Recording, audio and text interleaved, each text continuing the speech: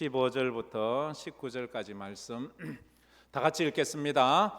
그 중에 한 사람이 자기가 낳은 것을 보고 큰 소리로 하나님께 영광을 돌리며 돌아와 예수의 발 아래 엎드리어 감사하니 그는 사마리아 사람이라. 예수께서 대답하여 이르시되 10사람이 다 깨끗함을 받지 아니하였느냐? 그 9은 어디에 있느냐? 이 이방인 외에는 하나님께 영광을 돌리려 돌아온 자가 없느냐 하시고 그에게 이르시되 일어나 가라, 내 믿음이 너를 구원하였느니라 하시더라. 아멘. 감사 영상을 하나 보도록 하겠습니다.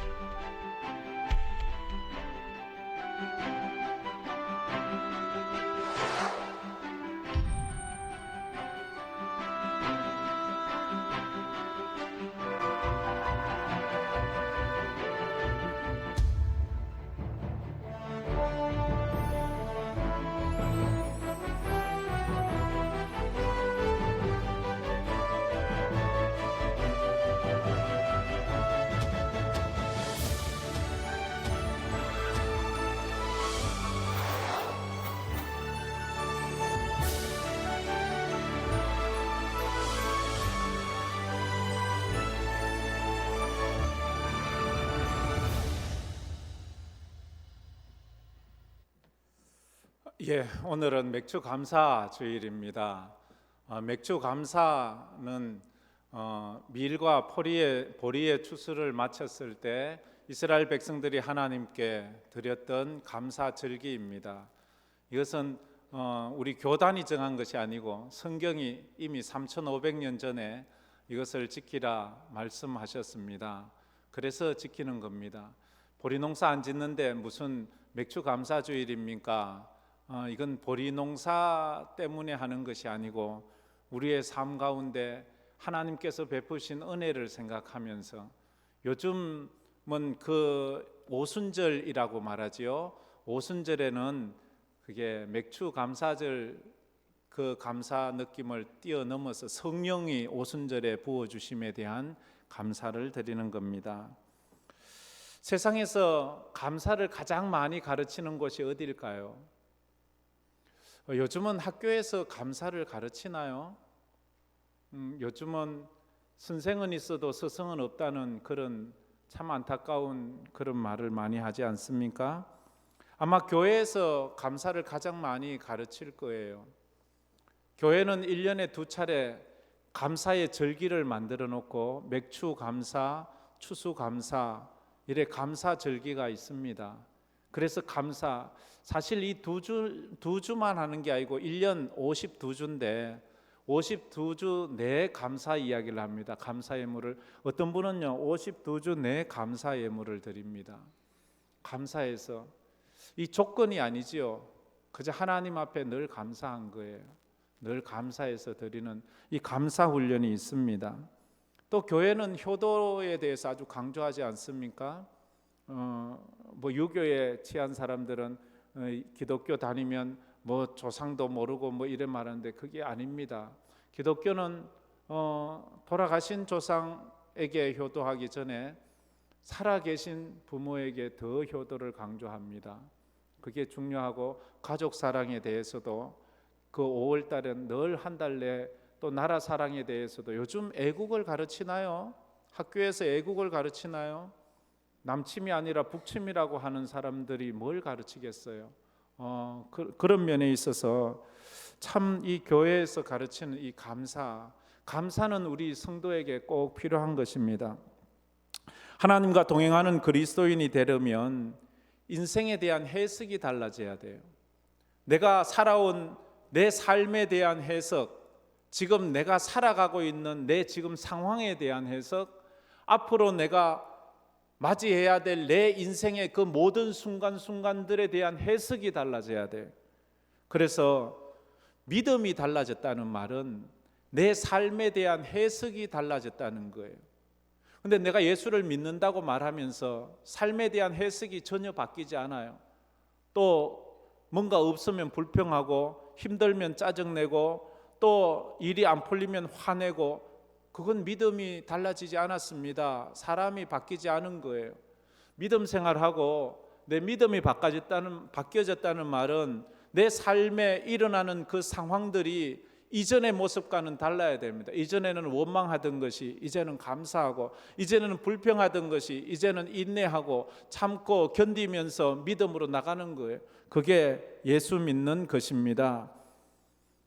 믿음은 내 인생에 일어난 일들을 하나님의 안목으로 해석할 수 있는 능력이라고 제가 늘 강조합니다. 내 인생에 일어나는 일들을 내 경험으로 해석하지 마세요. 내 자존심으로 해석하지 마세요. 하나님의 안목으로, 하나님께서 왜 내게 이런 일을 일어나게 하셨을까라는 것을 고백해 나가야 돼요. 삶에 대한 해석이 달라지지 않으면 우리 인생은 결코 달라지지 않습니다. 똑같은 일을 반복할 뿐이에요. 똑같이 내년 되면 내년 똑같이 다람쥐 쳇바퀴 돌듯 그렇게 살아갈 수밖에 없습니다. 나의 과거의 아픔과 상처가 하나님의 은혜와 감사로 해석될 때 그 아픔은 하나님 안에서 간증이 됩니다. 내 인생의 아픔과 상처가 감사가 되지 못하고 여전히 그것은 아픔이요 슬픔이요, 그러면 그건 여전히 불평으로밖에 해석되지 않습니다. 내 인생에 저 사람을 만나서 아픔이 컸지, 그 사람에 대한 원망과 불평밖에는 없습니다. 이제 감사절을 맞이하면서 우리는 우리 인생에 대한 해석이 달라져야 합니다. 그 첫 번째 해석이 달라진 게 뭔가 하면 십자가에 대한 해석이 달라져야 돼요. 십자가는 원래 저주의 상징이었습니다. 십자가는 사형수들이 매달리는 사형틀이었습니다. 십자가는 고통이요, 아픔이요, 창피요, 저주였습니다. 근데 성도들이 예수 안에서 십자가를 해석하기 시작할 때 십자가는 우리의 영광입니다. 십자가는 영생을 주시는 하나님의 은혜의 통로입니다. 그래서 십자가는 우리의 자랑거리요, 우리의 면류관입니다. 여러분에게 이런 인생에 대한 해석이 달라지기를 축복합니다. 이런 해석이 달라져야 돼요. 그래서 해석이 달라진 사람은 힘들고 어려움 가운데서도 찬양을 해요. 이것이 나의 간증이요, 이것이 나의 찬송일세. 나 사는 동안 끊임없이 구주를 찬송하리로다. 여러분의 인생이 하나님 안에서 간증이 되고 찬양이 되기를 바랍니다. 그래서 한 가지 우리가 감사에 대해서 오늘 살펴보겠습니다. 먼저 한번 따라해 봅시다. 감사는 믿음입니다. 한 번 더, 감사는 믿음입니다. 감사는 믿음이에요. 세상 사람들은 감사할 때 마음 착한 사람, 도덕심이 좋은 사람이 감사하는 것 같지만 성경 안에서 예수 믿는 사람들의 감사는 믿음으로 하는 거예요. 믿음이 있어야 하는 거예요. 그래서 남들은 아무도 감사거리를 찾을 수 없는 그 상황에서도 감사를 발견해요. 힘들고 어렵고 눈물 나는 인생을 살면서도 거기서 감사를 발견해요. 첫 번째로 그래서 감사는 하나님과 사람을 끄는 매력적인 사람이 되게 합니다. 다 같이 읽어보겠습니다. 감사는 하나님과 사람을 끄는 매력적인 사람이 되게 합니다. 이 매력 있는 사람, 여러분의 매력 있는 사람을 보았습니까? 매력적인 사람을 보면 자꾸 좀 이렇게 가까이 가서 얘기도 하고 싶고 뭐 가까이 하고 싶은 마음이 생기지 않습니까? 이 매력이라는 단어의 사전적 의미는 사람의 마음을 사로잡아 끄는 힘, 이걸 매력이라고 그럽니다. 사람들의 마음을 사로잡아서 끌어당기는 힘이 있는 사람은 매력 있는 사람이에요. 근데 사람마다 그 매력 포인트가 좀 다르지요. 어떤 사람은 그 매력이 신체적 매력이 있는 사람이 있어요. 외모가 아주 출중한 사람이 있어요. 또 자기의 외적인 능력이 좋은 사람, 또 아주 달란트가 많아서 또 노래를 잘하는 사람도 얼마나 매력이 좋습니까? 요즘 막 뭐 가요만 잘 부르고 뭐 노래만 잘해도 막 사람들이 얼마나 열광을 하고, 스포츠만 잘해도 그 스포츠가 사람들에게 매력을 주어서 그에게 열광을 하고 그렇게 하지 않습니까? 외모의 그 매력도 아주 중요합니다. 그러나 그것도 중요하지만 이 내적인 인격의 매력이 아주 중요해요. 별로 겉보기에는 별로 뭐 수수하고 잘나고 멋지게 보이는 건 없는데 그 사람 그가 말할 때마다 그렇게 복스러운 말을 하는 거예요. 입이 복이 있는 사람이 있어요. 말 한마디 한마디가 어쩜 저렇게 귀엽고 사랑받을, 어떻게 저런 말을 하지? 입이 복이 있어요. 입이 복이 있어. 어떤 사람은요, 입이 복이 없는 사람이 있어요. 말마다 왜 저런 말을 해? 왜 저래? 그 말 입 다물고 있으면 도리어 점수 따는 사람이 있어요. 입이 복이 있기를 바랍니다. 그게 얼마나 큰 복인지 몰라요. 입이 나올 때마다 힘들고 어려운데도 감사하고 남 격려하고 남 칭찬하고 남 세워주고 이래야 되는데, 말만 하면 남 깎아내고 남 흉보고 남 핀잔 주고 이러면요 사람들이요 가까이 안 가요. 왜? 그 사람에게 매력이 없잖아요. 매력 없는 사람은요 가까이 하고 싶지가 않아요. 근데 매력 있는 사람은 가까이 가고 싶어요. 왜? 가까이 가서 얘기도 하고 싶어요. 그게 매력 아니겠습니까? 참 사람들은 그 외모의 매력도 사람을 확 당기잖아요. 외모만 출중해도 그런데 이 인격적으로 아주 매력이 있으면요 사람을 더 확 잡아당겨요. 감사의 사람은요 긍정적인 사람이에요. 감사하면서 부정적인 거 봤어요? 감사는 다 긍정적이에요. 야, 너 거기서 뭐 감사하지. 물 한 그릇 먹으면서도 감사합니다. 뭐 조그만 걸 받아도 감사합니다. 감사합니다. 어떤 사람은 큰 걸 줘도 불평해요. 뭐 이거밖에 안 주고 뭐 이렇게. 그러면 그 사람은 감사를 못 하는 거예요. 긍정적인 힘. 제가 언제는 소록도 간 적이 있습니다. 같이 이렇게 훈련받는 사람들끼리 총각 때 소록도를 간 적이 있어요. 근데 저녁에 예배를 드리는데 갑자기 소록도 전체에 정전이 돼 버렸어요. 불이 되니까 그 섬이 칠흑같이 깜깜하게 어두워져 버렸어요. 사람들이 이제 정전이 되니까 이제 집에 가자 뭐 이렇게 말하는 사람이 있는데, 그때 어느 한 분이 벌떡 일어나더니, 여러분, 정전이 된 것은 하나님이 우리로 기도하라고 하는 겁니다. 다른 거 하지 말고, 기도는 불 같다고 못할 것 없잖아요. 우리 기도합시다. 하는데 얼마나 멋져 보이는지요. 나는 생각지도 못한 말을 하는 거예요. 불이 간 거는, 정전이 된 것은 우리 이제 빨리 집에 가자는 말이 아니고, 정전이 된 것은 우리 함께 기도하자는 말입니다. 이렇게 말해야 되는 거예요. 요즘같이 힘들고 어려운 때에 우리가 원망하고 불평한 것이 아니라 요즘 같은 때는 우리가 기도하는 때입니다. 이렇게 그 입이 얼마나 매력이 있어요. 그러니까 그다음 그 사람이 다르게 보이더라고요. 그 사람이 아주 훌륭해 보이고 그런 경우가 있었습니다. 그래서 매력 있는 사람은 그렇잖아요. 저 사람이 가면 나도 갑니다. 저 사람이 하자 그러면 저도 할 거예요. 이런 사람이 있는데요. 반대로 매력 없는 사람, 저 사람 가면 나 안 갈 거예요. 이러면 그 좀 매력이 없는 거예요. 그럼 나도 이제 매력 있는 사람이 돼야 되겠다. 매력 있는 사람은요, 그래서 전도도 잘해요. 매력 있는 사람이 가자 그러면 가거든요. 오늘 오신 분들 환영합니다. 예, 그런 마음이 있어야 돼요. 그래요. 한 사람의 매력은 그 사람의 삶의 태도에서 나온대요.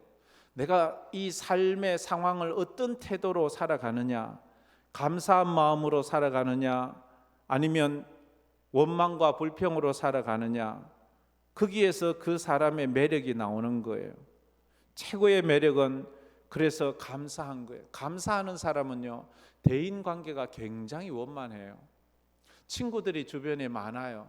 왜 늘 감사하고, 감사하면서 남을 이렇게 칭찬해주고 격려해주고 세워주고 이렇게 장점을 부각시켜 주잖아요. 근데 그렇지 못한 사람은 남의 단점만 자꾸 이야기하고 남의 길을 팍 죽여버리고 남의 자존감을 자꾸 낮춰버리면 그게 되지 않는 거예요. 그래서 늘 감사해야 돼요. 오늘 본문 말씀은 예수님께서 예루살렘을 가고 계세요. 예루살렘을 가시면서 사마리아와 갈릴리 사이길로 가면서 어느 마을을 지나게 되었어요. 그런데 그 마을 밖에서 살고 있던 나병 환자 10명이 그 소식을 들었어요. 그 당시에는 나병에 걸리면 마을에 자기 집에 살지 못하고 마을 밖에 쫓겨서 자기들끼리 어디 산으로 들로 이렇게 피신하면서 살아야 되는데, 그들이 10명이 예수님께 나와서 소리 지릅니다. 예수여, 우리를 불쌍히 여겨주세요. 우리 병 좀 고쳐주세요. 그때 예수님께서 그 10명의 나병 환자들 보고 가서 제사장에게 보이면 나을 것이라고 말해요. 그들이 제사장에게 보이러 가는 중에 보니까 나병이 다 나았어요. 그런데 9명은 그대로 자기들 가는 길로 가고 1명만 돌아와서 예수님께 감사를 표해요. 그 사람이 사마리아인이었다고 오늘 우리가 본문에서 말해요. 우리 누가복음 17장 15절 16절 말씀 우리 다 같이 한번 읽어보겠습니다. 그 중에 한 사람이 자기가 나은 것을 보고 큰 소리로 하나님께 영광을 돌리며 돌아와 예수의 발 아래에 엎드려 감사하니 그는 사마리아 사람이라. 사마리아 사람이라는 말은 유대인이 아니라는 말이에요. 이방인이란 말이에요. 하나님 모르고 하나님 안 믿는 사람이었어요. 그런데 그 사람이 10명이 갔는데 9명은 유대인이고 1명은 사마리아인이에요. 그런데 예수님께 돌아와서 자기 병 고쳐준 것에 대해서 감사하는 사람은 이방인 사마리아 사람 1명밖에 없어요. 그 사마리아 사람이 돌아와서 예수님께 감사를 표하자 예수님께서 그의 감사의 매력에 홀딱 반했어요. 그만.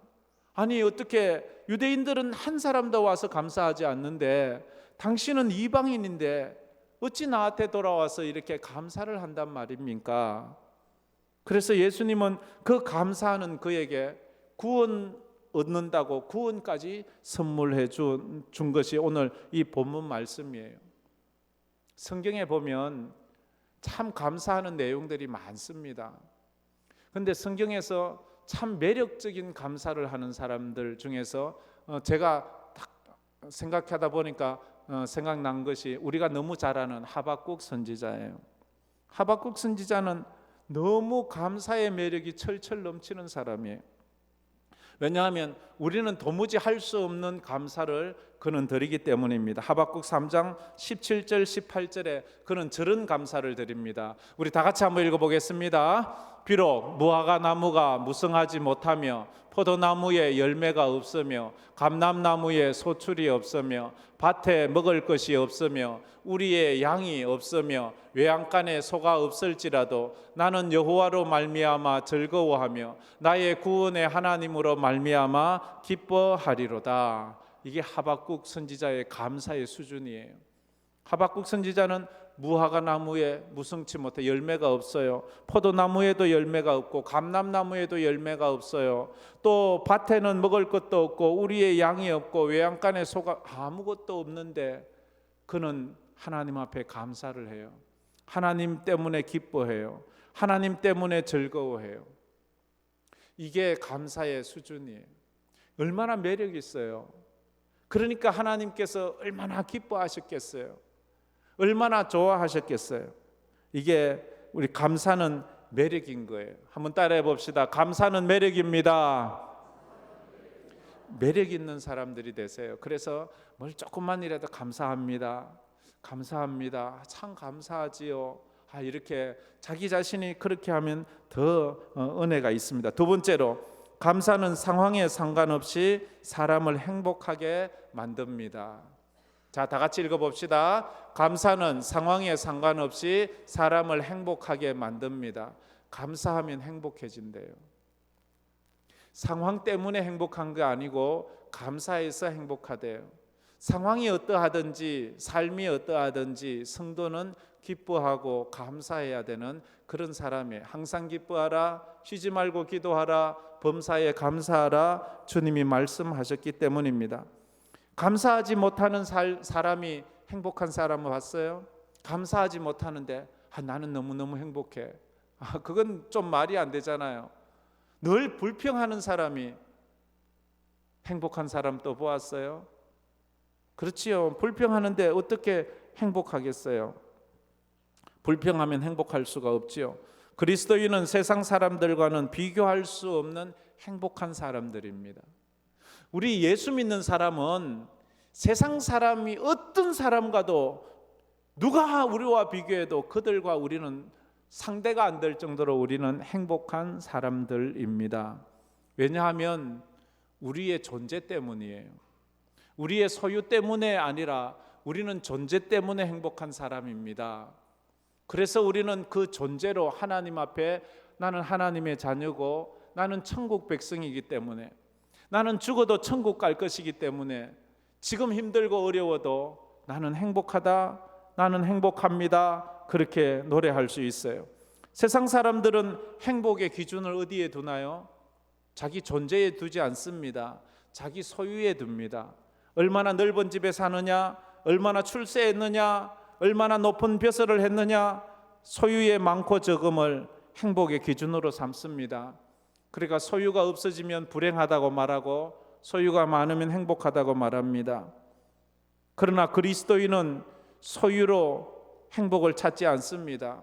소유가 많건 적건 그것이 중요한 것이 아니라 내가 그리스도인이라는 것, 내가 하나님의 자녀라는 것, 그것 가지고 하나님 앞에 감사하며 나가는 거예요. 그래서 믿음이라는 것은 존재에 대한 말이에요. 믿음은 존재 훈련이에요. 믿음이 좋다 하는 것은 내 존재에 대한 확실한 정체성을 가지고 있는 거예요. 믿음 훈련은 존재 훈련이에요. 여러분은 하나님의 자녀입니다. 그러면 행복한 거예요. 할렐루야. 우리가 그래서 늘 행복합니다. 그 노래를 불러야 돼요. 그리스도인은 범사에 감사하는 사람입니다. 언제나 어떤 상황에서도 감사를 발견하고 감사를 찾아내는 사람입니다. 그래서 환경을 보지 말고 존재를 보면서 행복해야 돼요. 환경 보고 저 사람하고 비교해서 내가 적으니까 불행하고 저 사람보다 많으니까 내가 월등하고, 그게 아니고요.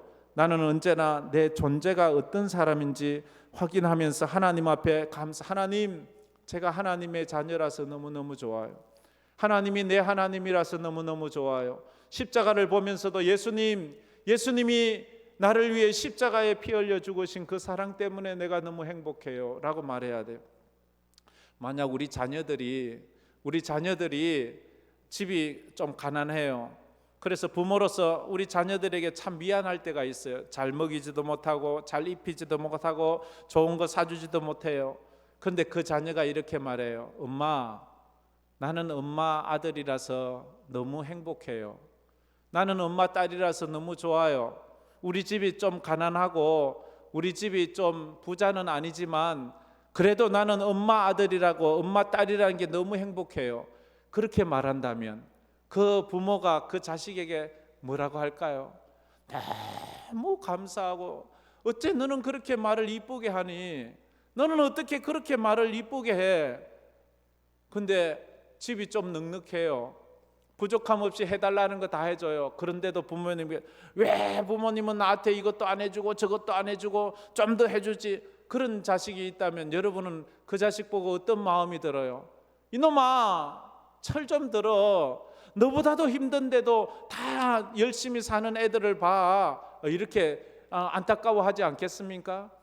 이처럼 하나님이 그래요. 우리의 삶이 어떨 땐 아프고 힘들고 지칠 때가 있지만 그것 때문이 아니라 하나님, 내가 그런 소유에 많고 적음이 있어서가 아니라 그것을 초월해서 하나님이 내 하나님이라서 예수님이 날 위해 십자가에 못 박혀 돌아가신 그 하나만으로 나는 하나님이 좋아요. 나는 행복해요. 엄마가 날 위해 날 낳으려고 그렇게 피 흘려 죽을 각오하고 나를 낳아줬는데 그거면 됐지 뭐가 더 있겠어요 하면서 감사하는 그 마음이 얼마나 귀하고 얼마나 좋겠습니까? 그래요. 우리 성도는요, 억지로 행복해서는 안 돼요. 행복하지도 않은데 억지로 행복한 척 하지 마세요. 그건 사기치는 거예요. 그래서 기도해야 돼요. 목사님, 난 진짜 행복하려고 하는데 잘 안 돼요. 그래서 기도해요. 하나님, 내가 행복한 사람 되게 해주세요. 내가 소유 때문에 자꾸만 내 행복을 마귀가 빼앗아 가는데 내가 소유가 아니라 존재 때문에 행복할 수 있는 그런 믿음의 사람이 되게 해주세요. 진짜로 행복하게 해주세요. 진짜로 행복한 사람은 전도하게 돼요. 감사하게 돼요. 수가성 우물가에서 남들이 오지 않는 낮 정오 땡볕에 물길로 온 여인이 있었어요. 예수님이 그 여인을 만나 주었어요. 그 여인은 남편이 6명이나 되었어요. 근데도 6명이나 되는 남편이 그에게 행복을 주지 못해요. 그가 예수를 만나고 행복이 뭔지 알았어요. 진짜 행복을 깨닫고 그가 마을로 쫓아가서 전도를 해요. 사람들은 그 여인을 창기 취급했어요. 남편이 6이나 있으니까 창기 취급할 만도 하지요. 근데 그 여인이 변했어요. 내가 예수 만나서 진짜 행복해졌어요. 여러분도 예수 만나면 진짜 행복해질 거예요. 그 여인의 말을 들고 마을 사람들이 우르르 오는 거예요. 가짜로 한 게 아니었어요. 여러분들이 이제 황금교회 와서 예수 만나고 신앙생활 하면서 지금은 행복한 채 가짜로 쇼하는 채 했다면 이제 그거 기도해서 하나님 그거 다 물리치시고 내가 진짜 행복하게 해주세요. 진짜 행복하게 해주세요. 빈들이나 사막이나 초막이나 내 주 예수 모신 것이 그 어디나 하늘나라. 할렐루야. 주님 모시면 그 어디나 하늘나라예요. 들도 좋고 궁궐도 좋고 초막도 좋고 그게 진짜 믿음이 돼야 돼요. 빌헤름이라는 사람은 말했어요. 가장 행복한 사람은 가장 많이 소유한 사람이 아니라 가장 많이 감사하는 사람이다 라고 그렇게 말을 했습니다. 행복은 소유에 비례하는 것이 아니라 감사에 비례하기 때문입니다. 탈무드에도 저런 말이 나옵니다. 우리 한번 탈무드 말을 한번 읽어보았으면 좋겠습니다. 다 같이 읽겠습니다. 세상에서 가장 지혜로운 사람은 어떤 상황에서도 배우는 사람이고 세상에서 가장 행복한 사람은 어떤 형편에서도 감사하는 사람이다. 세상에서 가장 행복한 사람은요, 소유가 많은 사람이 아니에요. 출세한 사람이 아니에요. 소유가 많아도 불행하다고 힘들어하는 사람이 있어요. 당시 한국에서 최고 부자는 자기 집무실에서 그 좁은 창문 열고 거기서 몸을 투신했어요. 어떤 사람은 한국에서 최고 정점의 권력을 가진 사람이 바위에서 뛰어내리기도 해요. 그것은 행복이 아니에요. 그것으로 행복을 논할 수는 없어요. 가장 많이 감사하는 사람이 행복한 거예요. 사람에게 가장 큰 저주가 있다면 무엇일까요? 배고픔일까요? 아픔일까요? 외로움일까요? 아니요, 성경은 그래 말하지 않습니다. 사람에게 가장 큰 저주는 배고픔도 아픔도 외로움도 아니고 감사를 잃어버린 불평하는 마음이에요. 이 불평하는 마음은요, 무엇으로도 채울 수 없는 불행한 인생을 만들어 가기 때문이에요. 아무리 많이 소유하고 있어도 그 불행한 마음을 어떻게 채울 수가 없어요. 감사는 인생을 옥토로 만들지만 불평은 인생을 사막으로 만들어요. 사막에는 아무것도 자랄 수 없어요. 여러분들의 인생이 감사하는 인생이 되어 옥토 같은 인생이 되기를 바라고, 불평하지 말아야 돼요. 불평하면 그 마음이 사막화돼요. 사막화되면 참 그게 힘들고 어렵잖아요. 감사가 없다면 만족이 없다는 뜻이에요. 만족하지 않은 사람은 불행한 사람이에요. 아무리 많이 소유해도 불행한 거예요. 반대로 감사하다면 만족하다는 뜻이에요. 내가 비록 소유가 적지만 그래도 감사하는 것, 이것만으로도 내가 만족한다는 거예요. 만족한다는 것은 행복하다는 거예요. 아무리 힘들고 어려워도 힘들고 어려운 게 나를 불행하게 만들지 않습니다. 힘들고 어려운 상황에 감사하지 못하는 내 마음이 나를 불행하게 만드는 거예요. 그래서 당연하다고 말하지 마세요. 당연한 것은 없어요. 사람이요, 당연할 때는 당연하다 생각하면 감사를 하지 않아요. 당연한 것은 감사하지 않아요. 또 없을 때는 뭐 건강을 잃고 물질이 없으면 없어서 주세요 했는데 막상 받고 나면 당연해요. 뭐 당연한 거 아니야? 뭐 당연한 거지. 우리 다 요즘 굶는 사람이 어디 있어? 뭐 그 밥은 다 먹지 뭐. 그러면 당연하잖아요. 그러면 감사가 없는 거예요. 감사가 없으면 나보다 더 잘 먹는 사람, 나보다 더 맛있게 먹는 사람 보면 내가 불행해 보여요. 그래서 당연한 건 없어요. 다 하나님의 은혜예요. 다 하나님의 감사거리예요. 그래서 우리가 늘 노래하잖아요. 우리 1부 때 찬양 때가 그걸 찬양했던데, 내 영혼이 은총 입어 중한 재짐 벗고 보니, 중한 재짐 벗고 보니 슬픔 많은 이 세상도 천국으로 화하도다. 이 세상은 슬픔이 많대요.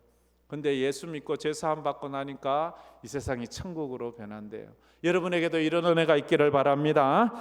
마지막으로 세 번째, 감사는 하나님을 영화롭게 하고 구원에 이르게 합니다. 다 같이 읽어보겠습니다. 감사는 하나님을 영화롭게 하고 구원에 이르게 합니다. 감사함으로 제사 드리는 자는 하나님을 영화롭게 하나니, 하나님을 영화롭게, 감사는 하나님께 영광이 된대요. 감사가, 내 존재를 먼저 감사하세요. 하나님, 제가 사람으로 태어나서 감사합니다. 하나님, 제가 예수님을 마음껏 믿을 수 있는 대한민국에 태어나서 감사합니다. 저 모슬렘이나 저희 북한에 태어났으면 제가 어찌 예수를 믿겠습니까? 하나님, 제가 황금교회 다니게 돼서 너무 감사합니다. 물론 세상에는 우리 집보다 더 화려하고 더 멋지고 더 크고 더 부자도 있어요. 그러나 우리 집이 제일 좋잖아요. 세상에는 황금교회보다 더 크고 멋진 교회도 있겠지만 그러나 우리에게는 이 황금교회가 제일 좋잖아요. 그래서 늘 감사하고 늘 감사하는 것 아니겠습니까? 믿음의 수준은 그래서 감사의 수준이에요. 그 사람의 감사를 보면 그 사람의 믿음을 알 수가 있어요. 믿음은 감사로 표현되기 때문이에요. 감사로 그 믿음을 알 수 있기 때문에. 그래서 17절 말씀에 예수님이 그 감사하지 않는 사람들을 보고 안타깝게 이렇게 말합니다. 17절 말씀 다 같이 읽겠습니다. 예수께서 대답하여 이르시되 10사람이 다 깨끗함을 받지 아니하였느냐? 그 9은 어디 있느냐? 10명이 깨끗함, 나병에서 고침을 받았는데 한 명밖에 오지를 않았어요. 그 9은 오지를 않았어요. 그 9은 어디 갔어? 그 9은 자기들이 유대인이라고 말하면서 왜 오지를 않았느냐라고 그렇게 말을 합니다. 예수님은 감사로 그들의 믿음을 지금 평가하고 있는데 왜 오지를 않지? 그러면서 감사는 하나님께 영광을 돌리게 되죠. 18절에 이 이방인 외에는 하나님께 영광을 돌리러 돌아온 자가 없느냐? 감사하러 왔는데 영광을 돌리러 왔다고. 하나님 앞에 영광을 돌리러 온 사람이 이 이방인밖에 없느냐? 이 이방인은 자기가 그런 거 몰라요. 그냥 감사하러 왔을 뿐이에요. 하나님 앞에 감사를 드렸는데 하나님 그것을 하나님께 영광 돌린다고 그렇게 말씀을 하면서 19절에 그 돌아온 그 한 명을 이렇게 칭찬합니다. 19절 말씀 다 같이 한번 읽어보겠습니다. 그에게 이르시되 일어나 가라, 내 믿음이 너를 구원하였느니라 하시더라. 아멘. 이 한 명 사마리아 사람은 예수님께 와서 감사를 드렸는데 예수님은 그 감사를 믿음으로 보시고 그의 행동을 통해서 하나님께 영광이 되었다 말하면서 그 믿음이, 그 감사가 믿음이 되어 그 믿음이 너를 구원하였다라고 이렇게 말해요. 여러분이 오늘 하나님께 드리는 감사의 예배가 여러분의 믿음의 예배가 되기를 바랍니다. 그러면 여러분 구원받을 겁니다. 그 은혜가 있기를 축복합니다. 정신의학자 칼 메닝거는 말했어요. 태도는 사실보다 중요하대요. 우리는 사실이 중요하다고 말해요. 그러나 사실보다 중요한 것은 태도돼요. 우리 상황보다 중요한 것도 우리의 삶을 대하는 태도예요. 상황은, 삶은, 사실은 망했어요. 죽어야 돼요. 울어야 돼요. 통곡해야 돼요. 근데 그 상황을 대하는 나의 태도가 달라져야 돼요. 처음에 욥은 모든 재산을 다 잃고 자식들이 다 죽고 자기 몸에 고칠 수 없는 악질이 나고 그런 질병이 와서 모든 사람들이 저주하는, 손가락질하는 불명예스러운 인생이 되을 그때에 처음에는 얼마나 힘들었겠어요. 그러나 사실보다 중요한 것이 태도예요. 주신 자도 여호와시요 취하실 자도 여호와시오니 여호와의 이름만 찬송받으실지어다. 태도가 달라진 거예요. 해석이 달라진 거예요. 나의 가는 길을 오직 그가 아시나니 그가 나를 단련하신 후에 내가 정금같이 나오리라. 이 태도가 달라진 거예요. 그러니까 그가 하나님 앞에 감사를 드릴 수 있는 거예요. 아무리 절망적인 상황에 부딪힌다 해도 우리가 그 상황을 어떻게 생각하느냐에 따라 결과는 달라지게 되어 있습니다. 사건보다 중요한 것은 해석입니다. 어떤 해석을 하느냐에 따라서 인생이 망하기도 하고 인생이 흥하기도 합니다. 어떤 해석을 하느냐에 따라서 감사할 수도 있고 불평할 수도 있습니다. 누군가가 한 랍비에게 물었어요. 행복해지는 가장 확실한 방법이 무엇입니까? 내 인생이 행복해지는 가장 확실한 방법을 가르쳐 주세요. 그러자 랍비가 하는 말이 너의 삶에서 어떤 일이 일어나든지 그 사건에서 감사를 발견해라. 그러면 너는 행복한 사람이 된다. 마귀는 우리를 불행한 인생으로 만들려고 이런 일 저런 일 온갖 일들을 우리에게 막 닥치게 만들어요. 그래서 우리로 하여금 불평해, 원망해, 하나님 없이 살아, 믿음으로 살지 마, 그 상황에서 누가 살아. 마귀는 우리에게 계속 그렇게 공격해 오는데 성령은 말해요. 감사해. 그래도 감사해. 그럼에도 감사해. 그럼에도 불구하고 감사해. 그러니까 감사해. 그래서 감사해. 감사해. 성령은 그렇게 말하는 거예요. 성령은 감사하라 말하고 마귀는 불평해, 원망해, 저주해, 혀 깨물고 죽어, 그렇게 말하는 것 아니겠습니까? 이 땅에 본래 길이 없었대요. 이 세상 길은 없었지요. 근데 그 길은 한 사람이 지나가고 두 사람이 지나가고 세 사람이 지나가면서 밟다 보니까 길이 되었대요. 근데 어느 날 그 길에 사람이 뚝 끊쳤어요. 그러면 어느 날 거기서 자풀이 나고 풀이 나고 그래서 길이 또 없어져요. 그처럼 부정적인 생각의 길을 사람이 걸어가고 내가 걸어가고 또 걸어가고 또 걸어가면 내 인생에 부정적인 길이 생기는 거예요. 불평하는 인생을 살면서 불평하는 길이 생기는 거예요. 그러나 우리가 감사의 걸음을 걸어가면 어느 날 또 감사하고 그래도 감사하고 그러므로 감사하고 그럼에도 감사하고 그래서 감사하고 또 감사하고 하다 보면 내 인생의 감사의 길이 넓게 열리는 거예요. 그래서 그 감사가 탄탄대로가 되는 거예요. 날마다 감사하면서 불평의 잡초를 다 뽑아내는 거예요. 그래서 감사는 훈련인 거예요. 끊임없이 훈련을 해야 돼요. 끊임없이. 신앙생활에서 감사는 선택이 아니에요. 필수예요. 꼭 해야 되는 거예요. 두 마을이 있었대요. 한 마을은 감사의 마을이고 한 마을은 불평의 마을이에요. 불평의 마을은 무엇이든지 어떤 상황에서든지 다 불평을 하는 거예요. 더우면 더워서 불평, 추우면 추워서 불평, 비가 오면 비가 와서 불평, 눈이 오면 눈이 와서 불평, 좋으면 좋아서 죽겠다 하고 배부르면 배불러서 죽겠다 하고 뭐 있으면 있어서 죽겠다 하고 입이 그런 거예요. 근데 감사의 마을은 달랐어요. 무엇이든지 어떤 상황이든지 감사를 했대요. 봄이 되면 봄이 되어서 감사, 여름에는 여름이라서 감사, 가을이면 가을이라서 감사, 비가 오면 비가 와서 감사, 눈이 오면 눈이 와서 감사, 바람이 불면 바람이 불어서 감사, 먹을 것이 있으면 먹어서 감사, 먹을 것이 없으면 금식해서 감사, 이래도 감사 저래도 감사. 지난 6개월을 돌아보면서 우리 성도들이 감사하는 믿음의 사람 되기를 주의 이름으로 축복합니다. 우리 이 찬양 한번 불러보겠습니다. 내 영혼이 은총 입어 중한 죄짐 벗고 보니. 우리 이 찬양 한번 불러봅시다.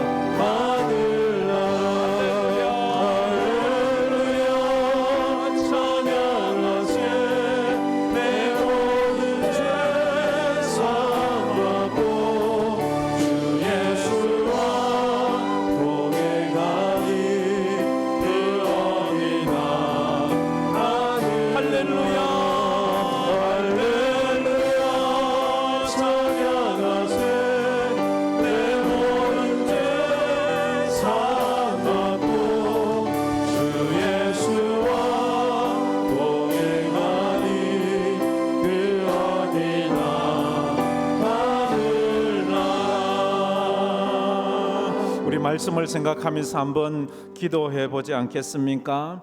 여러분은 지난 6개월을 어떻게 살아오셨습니까? 많이 힘드신 분도 있습니다. 6개월 동안 많이 운 사람도 있습니다. 많이 아팠던 사람도 있습니다. 지금도 아픈 사람이 있습니다. 그러나 주님은 말합니다. 범사에 감사하라고. 감사는 믿음이라고 그렇게 말합니다. 감사는 하나님과 사람을 끄는 매력이 있다고 말했습니다. 감사는 상황과 상관없이 그 사람을 행복하게 만든다고 말합니다. 상황 때문에 불행하다고 말하지 마십시오. 그럼에도 불구하고 내가 하나님의 자녀임에 그 존재 때문에 행복해 하십시오. 그리고 하나님께 감사로 영광을 돌리고 그때 구원에 이른다고 말을 합니다. 하나님, 내가 남은 삶도 감사함으로 살게 해달라고 다 같이 통성으로 기도하겠습니다. 참 좋으신 하나님 감사합니다. 오늘도 저희들이 주님 앞에 나와서 예배드리게 하심을 감사합니다. 아버지 하나님, 감사는 믿음이라고 했습니다. 우리의 믿음이 점점 깊어지고 점점 아버지 하나님이 넓어지고 높아지게 하여 주옵소서. 어떤 상황에서도 감사를 발견할 수 있는 우리가 되게 하여 주옵소서. 아버지 하나님이여, 감사는 사람을 끄는 매력이 있다고 했습니다. 아버지 하나님, 그래서 언제나 하나님 앞에 감사로 영광을 돌리고 사마리아인이 감사해서 주님 앞에 영광을 돌리고 아버지의 감사는 믿음이기 때문에 아버지의 믿음으로 구원을 행복하게 만든다고 했습니다. 아버지 하나님, 어떤 상황에서 행복을 노래하는 그리스도의 의식에 하여 주옵소서. 하나님의 은혜에 더욱더 감사합니다. 앞으로의 삶도 지켜주시고 함께해 주실 것을 아버지 기대하고 소망하는 마음으로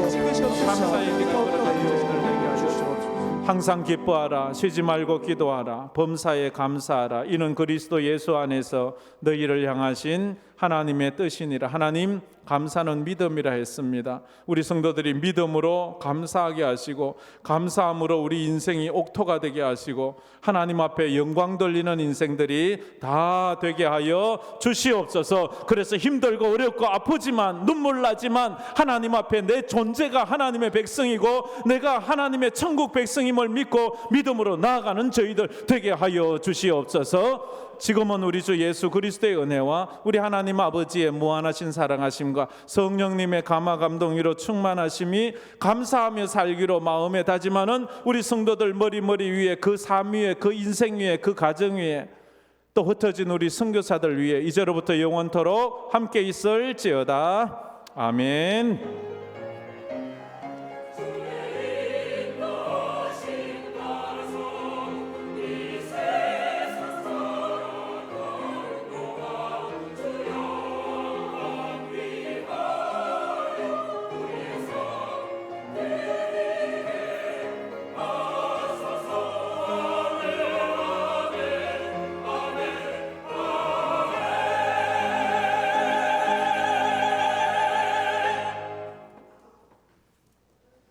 지금부터 2023년 7월 새가족 수료식을